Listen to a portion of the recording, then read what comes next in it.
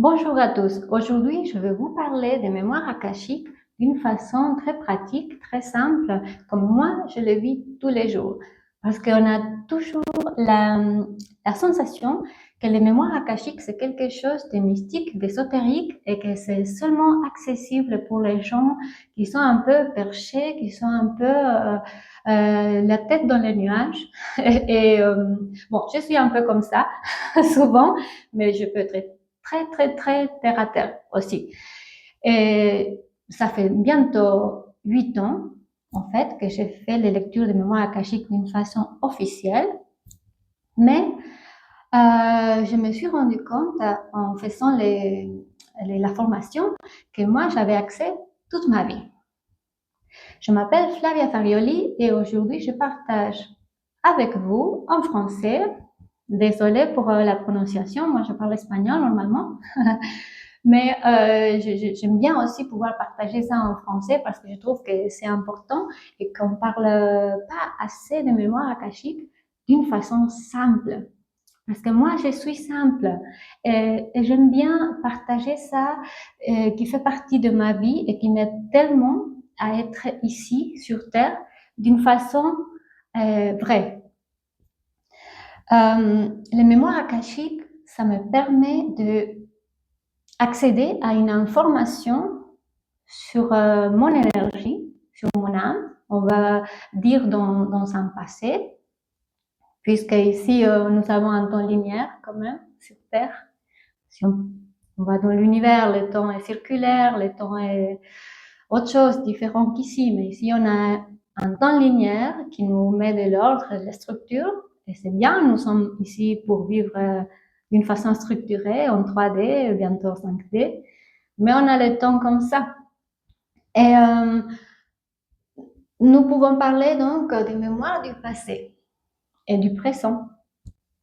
Mais les mémoires akashiques vont t'aider à aller chercher, par exemple, dans cette même vie, aller chercher dans ton enfance, dans quand tu étais un bébé au ventre de ta mère, s'il y avait des événements émotionnels qui ont causé des blocages, actuellement comme adulte. Et donc, on peut aller voir très vite avec les mémoires akashiques où est le blocage, où est le problème, et par le seul fait de le voir, de prendre conscience, on peut déjà avoir une guérison émotionnelle, une guérison énergétique.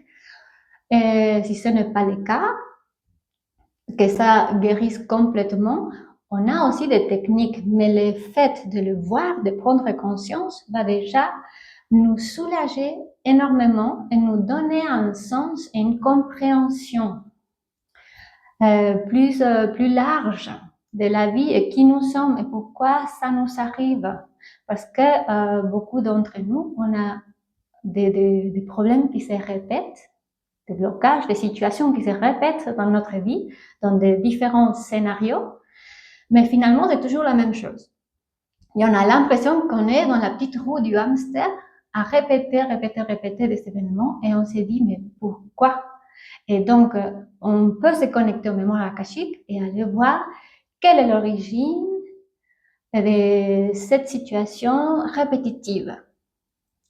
Quelle est l'origine, d'où ça vient aussi, parce que parfois, ça se trouve, c'est une mémoire ancestrale. Ma mère, ma grand-mère, quelqu'un de la famille. Ça peut aller jusqu'à 7, 9 générations en arrière. Ou ça peut être une mémoire d'une vie passée. Alors, c'est sûr que les personnes qui accèdent aux mémoires akashiques, elles croient en vie passée, à la réincarnation. Et voilà. Parce que sinon, il n'y a pas de sens dans la vie. Si on ne peut pas évoluer une vie après l'autre, n'est-ce pas? Disons que dans une seule vie, c'est pas suffisant pour tout vivre, pour vraiment faire une expérience assez riche et assez complète. Donc, forcément, on doit vivre quelques vies, plusieurs même. Et pas seulement sur Terre, aussi dans d'autres planètes, parce que bien sûr que nous sommes entourés d'étoiles, de planètes, de galaxies. C'est pas parce que nous n'en avons pas forcément la connaissance ici, comme ça, avec ce niveau de conscience, cette capacité cérébrale, mentale aussi. Ça ne veut pas dire que ça n'existe pas. Alors, voilà, et je respecte les croyances de tout le monde, mais aujourd'hui, vu que c'est ma chaîne, je partage avec vous ce que moi je sens et que je veux partager aussi parce que ça fait partie de ma vie et ça fait du sens pour moi. Alors, voilà, c'est dit. Et donc, mais qu'est-ce que c'est le mémoire akashique? Parce que peut-être beaucoup d'entre vous avaient entendu parler du mémoire akashique, mais on n'en sait pas trop. Et d'abord, il faut savoir qu'est-ce que c'est la cache. La cache, c'est en fait comme beaucoup de gens disent que c'est comme une immense bibliothèque éthérique où se trouve l'information de toutes choses qui existent, des êtres vivants, mais aussi ce que nous on appelle les êtres non vivants, tout est vivant, mais nous on dit par exemple les minéraux n'est pas vivant, la terre, bon. Alors, quelqu'un qui connaît un peu de chamanisme sait que tout est énergie et que tout est vivant finalement. Tout vibre. Alors, tout ce qui est en train de vibrer, qui a des atomes, des molécules, laisse une empreinte au cours de sa vie. Une empreinte une mémoire qui va se stocker quelque part. Et ce quelque part, c'est cette bibliothèque, ce champ immense, éthérique, qui s'appelle Akasha. C'est un mot sanskrit qui veut dire éther. C'est le 5e élément. Mais à la fin, c'est comme un tissu connectif. Par exemple, si on peut comparer au corps humain, c'est le tissu connectif du corps. Sans ça, nos organes, nos muscles, il y a tout qui tombe. Et le tissu connectif, il donne du sens à la structure. Alors, la cache, il donne du sens à la vie et à l'histoire de la vie et au parcours, aux expériences des âmes, mais aussi d'autres formes de vie. Et donc, nous, par exemple, comme êtres humains, après, il y a des différents types d'humains, mais bon, ça va trop loin. Mais nous, comme humains, on a plusieurs vies. On va dire, par exemple, qu'ici sur Terre, on a vécu 1500 vies. Ça change de cas en cas. Mais toutes ces vies sont enregistrées dans la cache, en forme de mémoire. Et si nous apprenons à accéder à nos mémoires akashiques, nous pouvons aller voir des vies passées, des événements. Dans quel but? Parce que tout ça, c'est bien joli, mais à quoi ça sert? Eh bien, ça sert à nous faire comprendre des événements de notre vie actuelle et à nous faciliter aussi la vie ici et maintenant. Ça sert à ça. Ça sert à améliorer notre qualité de vie et à débloquer aussi des expériences traumatisantes. Comme je vous ai dit avant, on peut aller à l'enfance, au ventre des mamans et tout pour voir qu'est-ce qui s'est passé et débloquer. Et on peut faire la même chose dans nos vies passées. On peut comprendre quel événement, parce qu'on est là pour vivre des expériences, et bien ou mal, ça c'est subjectif. Donc, le non-jugement est très important pour accéder aux mémoires akashiques d'une façon pure. Il faut avoir le mental ouvert et le cœur ouvert. Il faut être innocent, il faut être naïf, il faut être pur pour accéder aux mémoires akashiques. On ne peut pas aller avec les jugements et les doutes. Il faut vouloir connecter avec cette énergie de l'amour de la création et l'amour de l'esprit et tout ce que cela implique. Alors, tout le monde peut accéder aux mémoires akashiques, oui, mais Pas tout le monde en est capable. Pourquoi? Ça veut pas, c'est pas déterminant, mais on est capable d'y accéder quand justement on a cette ouverture, cette volonté, cette curiosité et cette envie de devenir quelqu'un de mieux. Parce que c'est pas seulement la curiosité pour prendre un avantage sur d'autres personnes, c'est pour devenir quelqu'un de meilleur, de mieux. Je sais pas parfois comment on dit, c'est pas grave.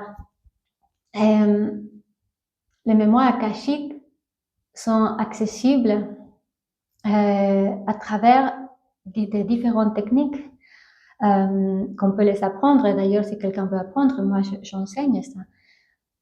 Mais on peut apprendre à travers une prière sacrée, la prière sacrée, à travers la respiration, à travers la visualisation. Mais c'est pas seulement parce qu'on fait ces trois choses qu'on a accès. Il faut quand même se préparer.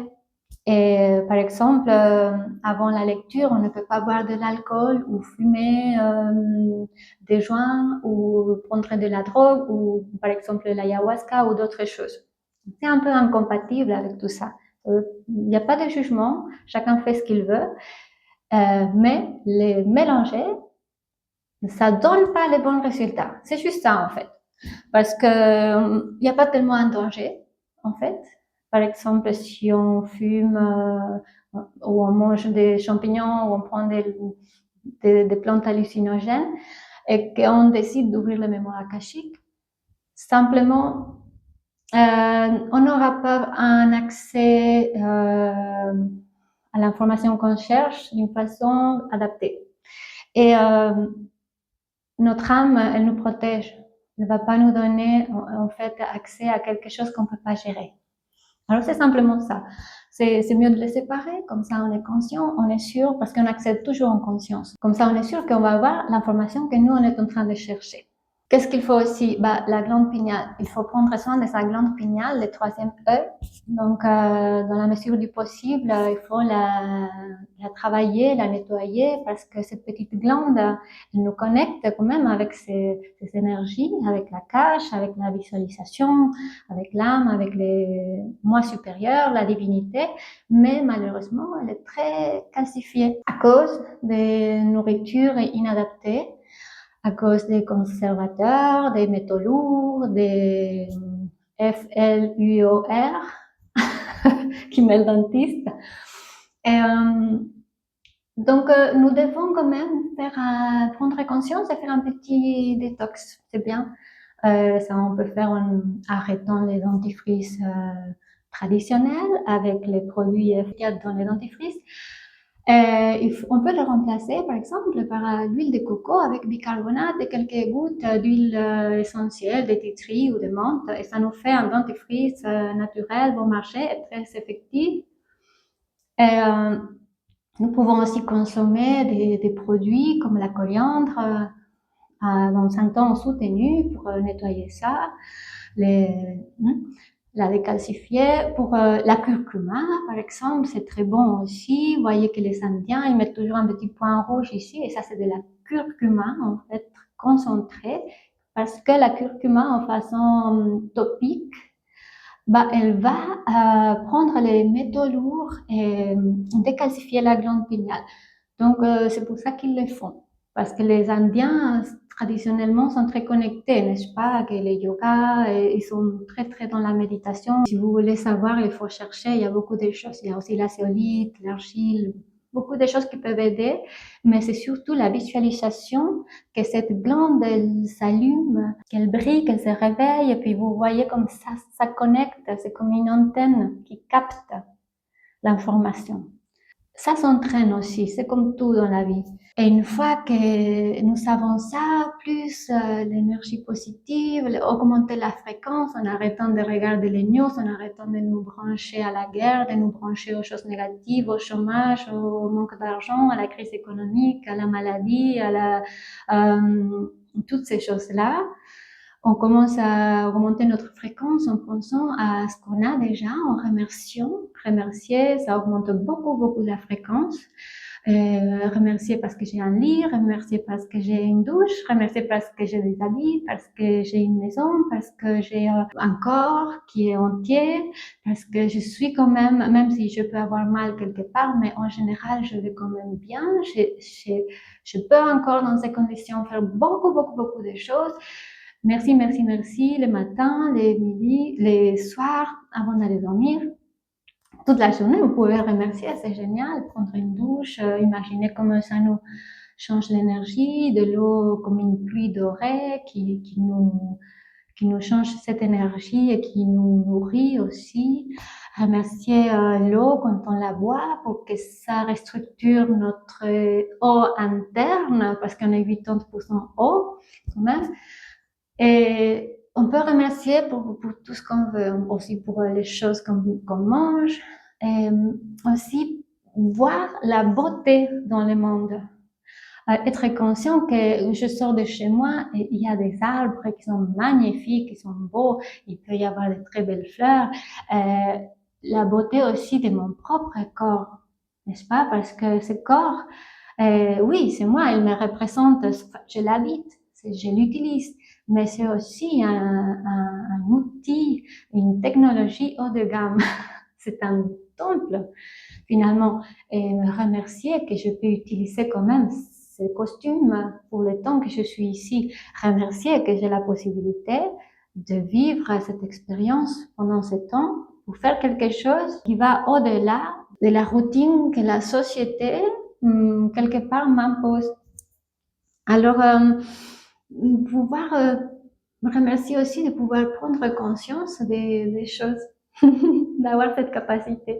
Mais voir la beauté des choses, c'est très important. Aussi, de l'amour, bien sûr, la connexion avec l'amour, mais l'amour, finalement, c'est l'amour avec un grand A, pas seulement avec ma famille, c'est l'amour inconditionnel qui nous connecte avec la compassion envers les autres, même s'ils ne se comportent pas comme nous on veut.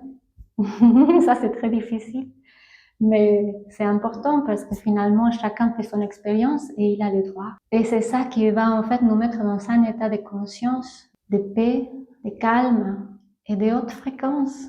Et ça va nous aider à activer notre glande pinéale, ça va nous aider à connecter avec l'énergie universelle et avec la cache, avec les mémoires akashiques, avec nos mémoires, aller chercher depuis l'être, qu'est-ce que nous, on peut utiliser du passé pour améliorer le présent.